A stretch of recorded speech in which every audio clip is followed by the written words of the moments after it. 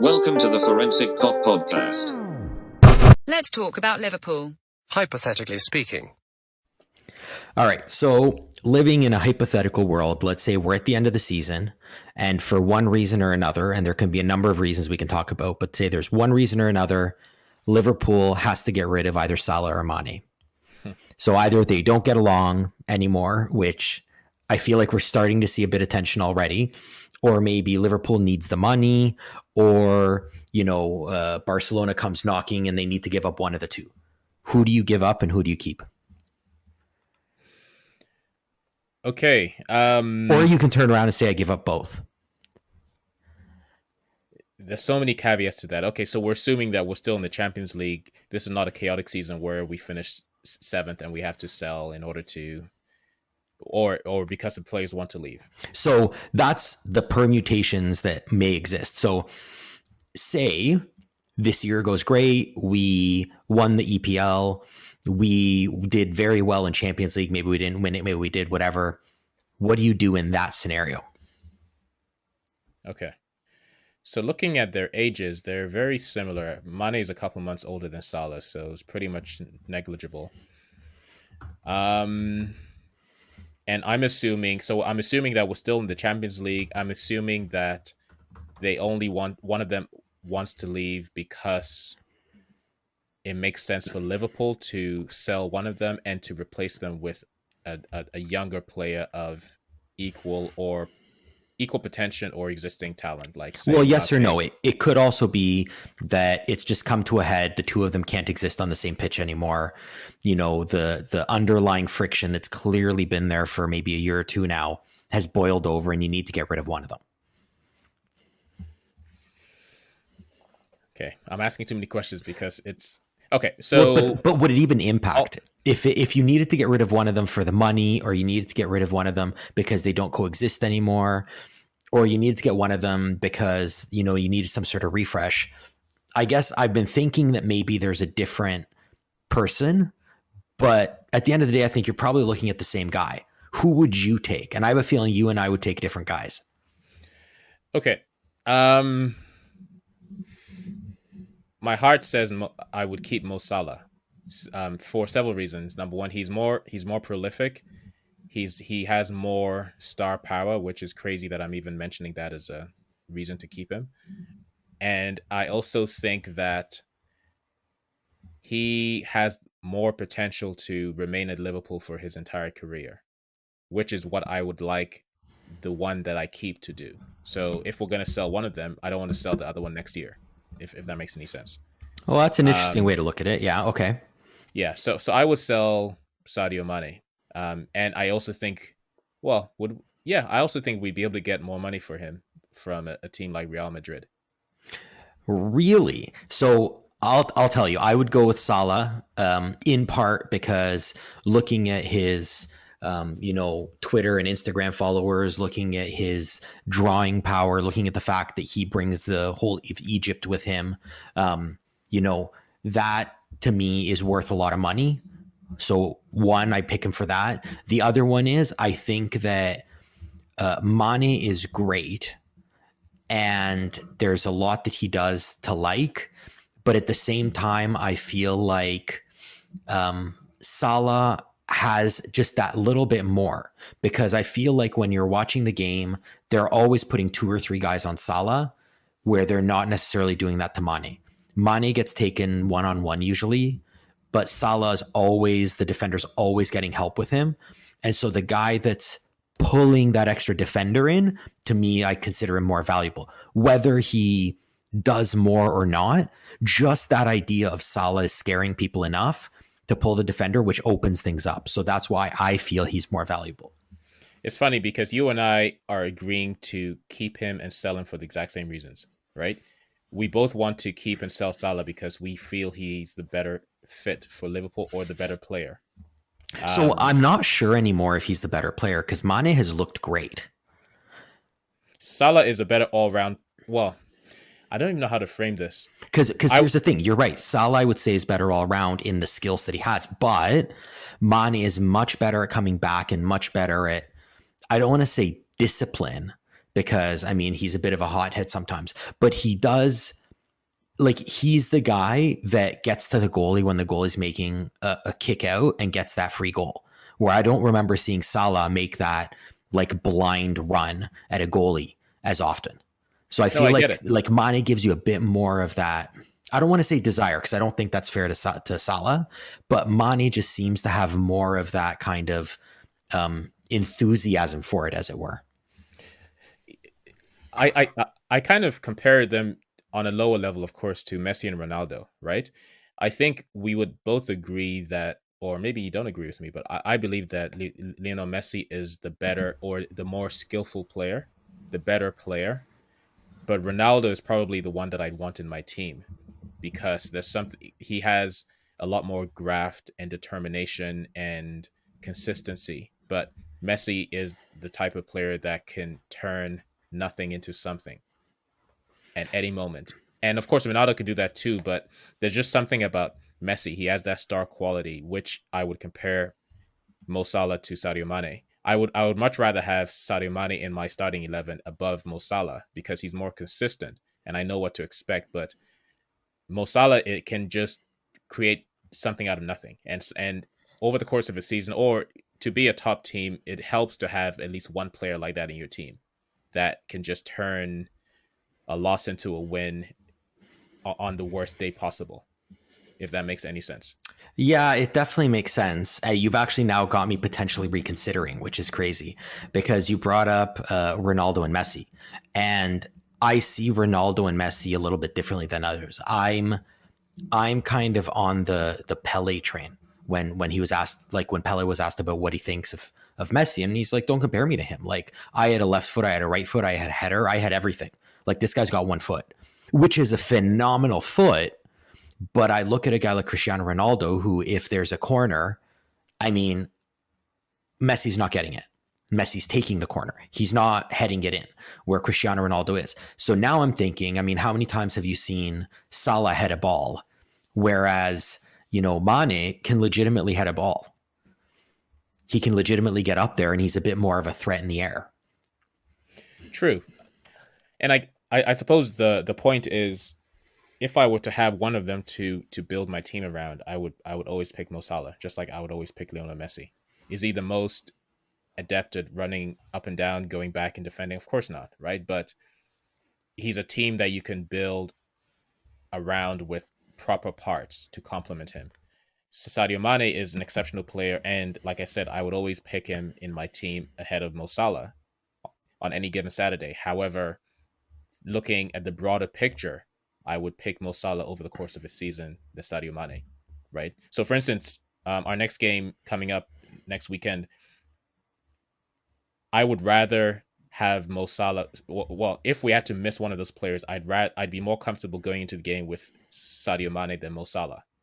But over the course of a season, I'd rather have Mo Salah than Sadio Mane. But because over the course of a season, you're able to build and construct your team around that particular player, right? But on a given game, you would miss the qualities that Sadio Mane brings because they're more immediate, and he's able to make a quicker impact. It's true, and when Salah's just not firing, he's not offering much else. Whereas when Mane is not firing, he still offers quite a bit. Yeah. So to your point, the consistency. But you're right. I think I was expecting you to take Mane. I'll be honest. I thought you'd go with Mane. You mean to keep him? To keep him, yeah. I thought you'd sell Salah, but I'm with you in that. I feel like, so I think there's the economic side, which is clearly in Salah's favor, and I think there's the just that ability to get into the box, to make something, like you said, make something happen out of nothing. Like, how many times have you seen him like in the box and you know exactly what he's going to do? Like, everyone in the stadium, well, I guess not anymore, everyone at home knows exactly what he's going to do. And yet he still manages to turn onto his left, right, and get the shot away. And you're like, dude, you had one job. Don't let him go left. So I don't know. I mean, I feel like Mane can do that sometimes. Like, he can get that really nice shot from the outside, but it's not with the same consistency. If you got you have like 3 minutes to go in a game and you're down one, I want Salah on the pitch over Mane. Exactly. That's that's the exact point I was trying to make. Right. Over the 90 minutes. So if one of them had to stay on the bench, then I'd always had Mane in the team. But in the last few minutes, I'd always had Mo Salah, which is why he was almost never subbed until later on last year and this season, of course, now that we have more options. And coming to the more options, say that we're not replacing either of these guys. It's just a straight sale because we don't have the money. I think that one has to go. Mane has to be the one who goes because Jota slots right in. Yeah, and that's the other thing. He's more replaceable. I mean, he's a great player, and we would never be able to replace him like for like. But what he offers, strength, pace, good footballing IQ, can be replaced. But there's something that Mo Salah has that you can't quantify, and it doesn't always show up every game. But you just have to accept that because when it does show up, it shows up at the right times. All right, so then let me turn this around a bit.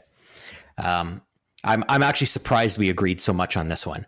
And let me change it and say, okay, now it's not so much that we need to sell him. It's a matter that both of these guys are 29, 30 now. And So you mean in a couple years? Okay, they're both 29. So at the end of the season, they'll both be 29 or so. Okay. And it's time we're thinking of the future. And so all of a sudden we find out that, Mbappe says, I want to go to Liverpool and nowhere else. And we need to sell one of these guys to bring him on. Who do we sell? Salah. There you go. And why is that? Because all of the reasons why I said we keep Salah, we have an Mbappe as well. And so I'd be, I mean, of course he can play with Mo Salah if we sold Mane, but I'd be interested in seeing Sadio Mane and Mbappe playing in the same team. So, okay. And I guess, yes, but Mbappe plays on the same side as Mane. Primarily. Yes, primarily. He normally plays the left wing position. Okay. Aha. So assuming that you sold Mane, who's your front three? Well, I mean, Firmino's got to be gone. Let's be. Sure. I think that one's passed. But I guess I get what you're saying because that electricity and that wild out of nowhere ability, I think you get from Mbappe. So why would you need two of them? But let me ask you: say you're a team coming to play Liverpool, and you see on that sheet that you've got Mbappe down one side and Salah down the other. Are you more scared of that, or are you more scared of Mbappe and Mane? To be honest, I'm more scared of Mbappe and Mane. Really? Yeah. That's a nightmare as a defender. Where do you go? So to your point of Mbappe playing on the left, yeah, even if we put him on the left, you could put Mane in the middle or the right. It doesn't matter. But just having those two to deal with, it's because they're very similar types of players, and just to have to deal with the same thing from both wings cannot be a happy sight for a defender. But so the way I look at it is right now teams are cheating and putting two guys on Salah. They're cheating to that side of the field to not let Salah get in. And so I look at it like if you have Salah and Mbappe on, then are you really going to cheat off that side of the field? Because then you're just opening it up for Mbappe. Yeah, but they're so good, Mane and Mbappe, that even if the defenders don't cheat, whether they cheat or they do, so whether they put 2-on-1 and leave the other open, or put 1-on-1 and 1-on-1 on the other, it doesn't matter. That's my point. It doesn't matter at that point. Having those two, and then obviously we'll have another striker, whether it's Diogo Jota or if there's another person that we have in mind. That's just extra food for him as well. That's interesting. So we now disagree. So we were in agreement that you get Mane to go, but I thought we might disagree for sure on the Mbappe thing. So you would rather see Mane because you feel like he's more consistent. because he's more consistent, and I think will just be more potent having Mane and Mbappe in the same 11. Right? Because think about it. When's the last time that we've had two players of that ilk playing in our forward line? And when And, you say of that ilk, you mean guys that move that fast and yeah, with that much pace, that much power, that much precision. well, but let's be honest. I mean, Salah, pace, power, precision, he covers those too. And he has power as well, but His game he's is not more as, finesse. yeah, he's not as direct, right? I mean, he could be direct when he wants to, but a lot of times he overcomplicates it, right? And Yes, so, that's definitely one way of putting it. yeah, I, yeah. Even just saying it, just the thought of those two. So if you're let's say we were looking at Jadon Sancho, who I'm not that huge a fan of, but I would be interested in seeing him play with Mo Salah than Sadio Mane. Yeah, so that was going to be my next thing. I think once we start talking about individual players, you're going to start seeing that I think one is preferred over another. So I can see what you mean by having Mbappe and Mane as more direct, and that's more terrifying in a way for the defense. Where Sancho, I could see him with Salah would work in almost like a similar way in the non necessarily as direct. Who would you rather have? Okay, how about this? Mane or Salah? Who would you rather have, quote unquote, mentoring a player? Because if you're talking about Sancho or you're talking about Mbappe, these are guys that presumably you want to grow. So which one, Mane or Salah, would you think is the better guy to cultivate? So say we're not talking specifically Sancho or Mbappe or whatever. We're going to use that money to get some young guy. Who do you think? So your question is, who of Mane and Salah would I like to keep in order for them to mentor whoever we bring in? Yes. This is only based on what I see or what I hear from interviews, but Mane seems to be. Actually, no. I say I've heard both things. I've heard Harvey Elliott mention about how Mo Salah has taken him or was taking him under his wing before he went on loan. I've heard Sadio Mane was taking time to maybe not necessarily mentor, but to be like a slightly older brother to Naby Keita and even to Mo Salah when he first arrived, right? And to Minamino. So I don't know. I'm not sure how I can answer that question. What do you think? So I feel like Mane is more of the consummate professional in that he's constantly working, always up and down the field. He's I don't want to say he's running harder, but there are times that it seems like, Salah runs hard in one direction. Although, to be again, fair, though, it's most likely coach's instructions, because if you've noticed, he is coming back a lot more this season. he is, and I still remember last season when he literally chased a guy from box to box, the edge of their box, the edge of ours, and took the ball away from him, and he went the whole damn field. So clearly, I may be reading too much into it, but then the other one is, I think I also look at, and this is going to be one that might be interesting. Actually, I may have just convinced myself that I want Salah. Mane is a bit of a hothead, and he definitely plays on edge a bit, gets emotional out there, where Salah does not. So if you're going to have him mentoring someone, maybe it's better to have the guys a bit more calm, one. But two, and I can't believe I'm actually going to say this because we shouldn't want this in our players, but I actually like how Salah bails on everything, and Mane looks to get his leg broken every chance he can. So if you're going to teach a young guy who presumably we want on the team for another decade, I kind of want him to learn from Salah and not get into every single situation.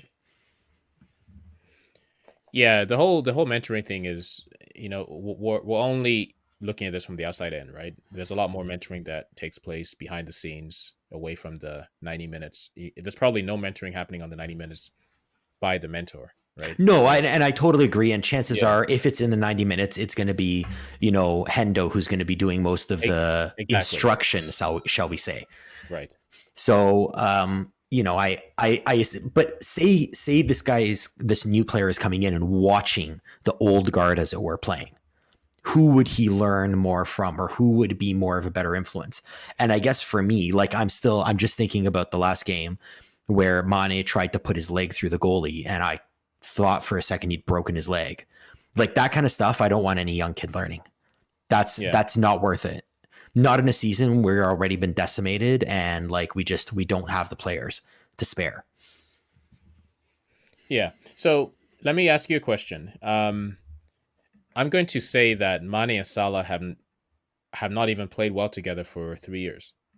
So I think we're not we in particular, but in general, us as fans and media and people watching the games, we have this narrative in our head that the front three play so well together, and who do we sell in order to maintain the fluency and everything else. But I would say after watching Liverpool closely for a long time, I can't remember the last, or I don't think that they've played well as a unit for 3 years now. So I think it is just a matter of time before we break it up, because it's not sustainable, because they do not play well as a forward line. They have great stats, but they're not fluent. So I would agree. I feel like there's a threat from Mane or there's a threat from Salah. That's how I feel like a play happens now.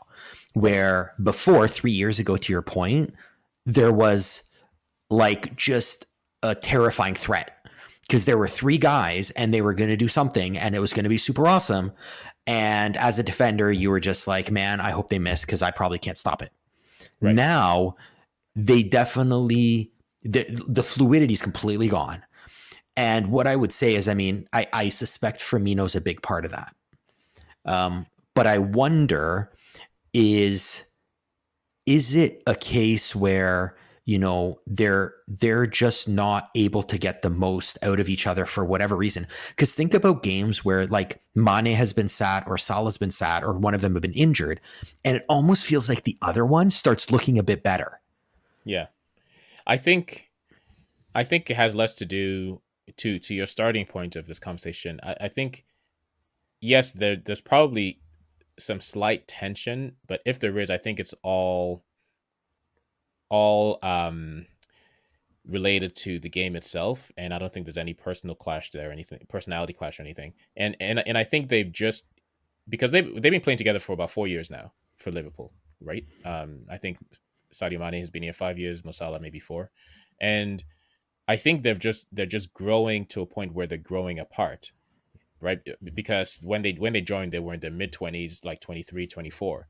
Now they're in 28, and I think they've grown into players that if we didn't have them right now, we probably wouldn't be buying them to play together because perhaps they're not compatible, right? They've just both turned into such world-class players that we may not be able to properly fit into the same team using the tactics that we're using.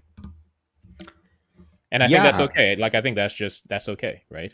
That's an interesting way to look at it. So I would agree. I think that the way they were 4 years ago or whatever, 3 years ago, 4 years ago, when they joined, they were growing and learning and better at being cogs in a machine, where now I feel like they're just so outstanding that they should be sitting on top driving that machine. Maybe not to the level of Messi, who doesn't have to participate in any, or Cristiano Ronaldo, who doesn't have to participate in any team activities like, defense or trying. They just do whatever the heck they feel like it because they're that good. I don't think they're like that because that's not their personality.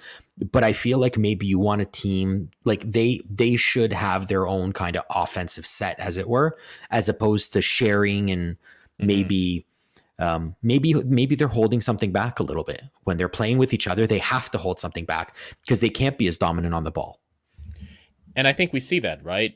We see either them being overly selfish or overly selfless.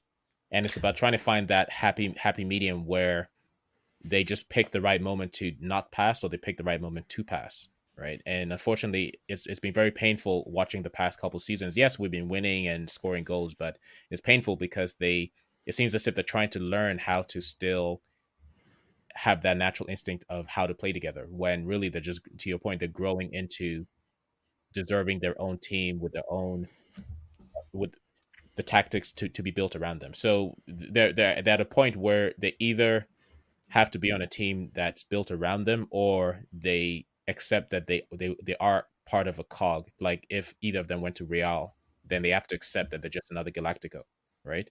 So can they stay in Liverpool and accept that they're just another cog? In which case they do have to kind of stifle the trajectory to which they're going to now. And it's I guess it's a good problem to have for the manager. I'm sure he sees this, and we have noticed that this season Mo Salah has been intentionally trying to pass more and trying to pull back, help the defense, and everything else. So I'm sure that's on instruction. Where, but it's clear that it's not naturally coming to him, because yeah, he makes passes where he should take the shot, and he right. takes the shot where he should make the pass. So it's clear he's trying to do what is being asked of him, and probably what he thinks he should do, but it's clear it's not a natural instinct for him. Mm-hmm. And those ones are frustrating, where you're just like, man, a pass gives a tap in and he won't do it. And then there's another one where it's like, all you need to do is take the shot. There's no way the goal is stopping it. And he tries to pass it off. It's, to your point, it's kind of aggravating almost watching this. Now, do you think introducing, say, a guy like Jota in the middle is going to rejuvenate them? Because they did look good when he was in there in the place of Firmino. Or was that fluidity between Mane and Jota and fluidity between Salah and Jota, but not fluidity across the front three? I think that was just a game. It's kind of like the Aston Villa game, right? There's no way that Aston Villa is that much better team than Liverpool, to the point where they beat us 7-2. But once the first couple goals go in, you kind of relax and you play your game and you have the confidence to try a few things. And I think that's what happened in that Atalanta game. The game was essentially won in the first couple of minutes, and then they just relaxed and played the game. And a lot of our other games, even when we haven't been ahead that much, so we're always chasing. So there's always a tension that we have to get this right, we have to score, and perhaps they're just overthinking things. All right, so let me ask you this as a kind of bottom line final question. Say we've won the EPL, we've won Champions League, it's the end of the season. We don't need to sell either of them, but do we sell one of them to potentially go out and buy a younger guy?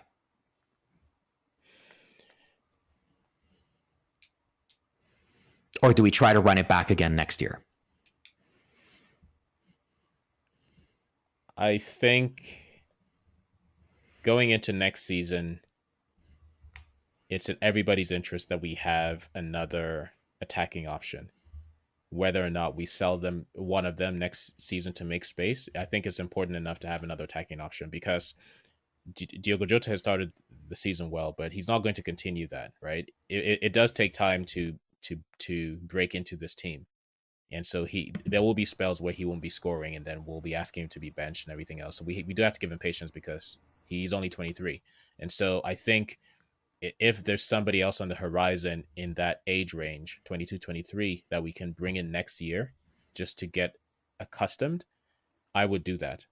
If we have to sell one of them, then I would do that, but we may not have to. Maybe we keep all four. All right, so I suspect we don't have the money for that, but if we did, okay, what about this scenario then? Say we didn't win the EPL. We were, we barely scraped into Champions League. We barely made fourth place. Champions League, we flamed out, maybe not as bad as last year, but, we didn't make it that far. Does that change how you would operate in the summer in terms of keeping both of them? If they both want to stay, then of course we keep them.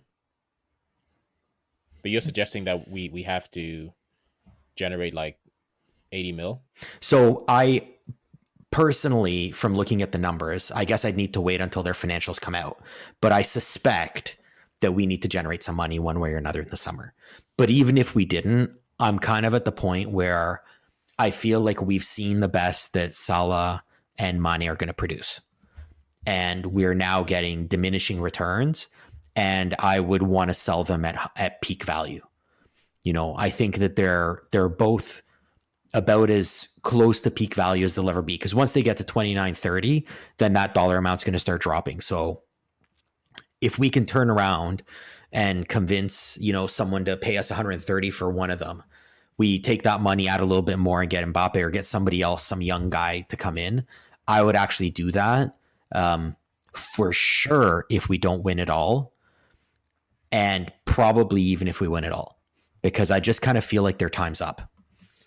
I agree. I wouldn't necessarily say that the time's up, but not so much that their time's up, but their next year will not be better than this one.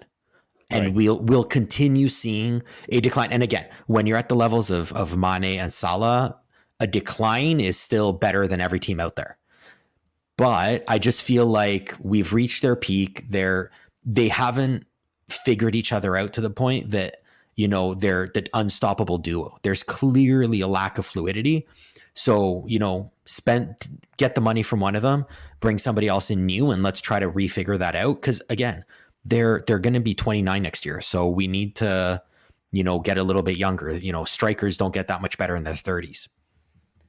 Yeah. I do agree that as sad as it sounds, or it is, this particular team's cycle is coming to an end.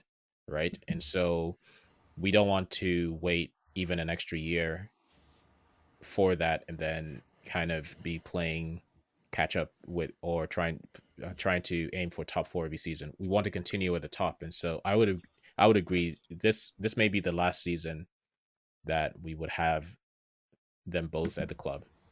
And the only concern there is they're really only 3, because we want to get somebody that's 23, like 21, 22, 23, right? And the only 3 that I would think are worth selling one of them for, as things stand, are Haaland, Mbappe, or Jadon Sancho. So I'm not sold on Haaland. I think he's doing great, but he's too new in his move where I don't think people have figured him out yet. Give him another year for others to figure him out, know what his tendencies are, and then see if he can still do what he's doing. But I mean, we do need height, right? Yeah, that's true. We are a pretty short team, and he is a finisher at the end of the day. Even if he's not necessarily, he's not going to play on the left or the right. He'll play down the middle. He'll play down the middle, but a guy like him, I think you need people feeding him as opposed to Salah, who's going to be working his magic. So does Haaland work with Salah? I don't know, but I don't think he works much better with Mane. But it's not Klopp's typical style. But I agree, actually. It drives me crazy that with Van Dijk out and Joel Matip out, I don't even know who on earth takes a corner kick.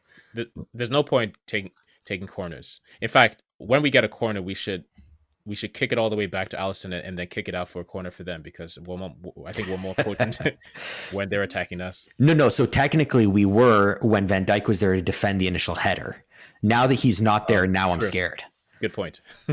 So, but either way, I mean, I'm with you. I think there aren't many young guys that I would sell Salah or Mane for, but you never know. A guy like Jota might be the next coming of Sadio Mane. He's got a lot of the earmarks that Mane had when he came to us.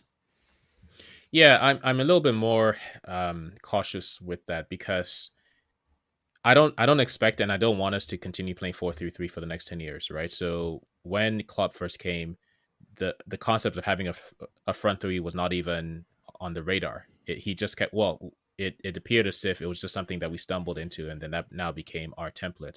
And so I wouldn't necessarily want Jota to be a Mane replacement, because I don't expect us to continue playing with a front 3. I just want us to have the best players available, right? And he's a player that's smart enough to play multiple positions up front.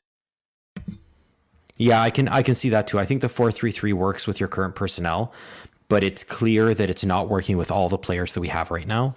Mm-hmm. And so potentially we would need to change that. So you're right, it's not a 1-for-1.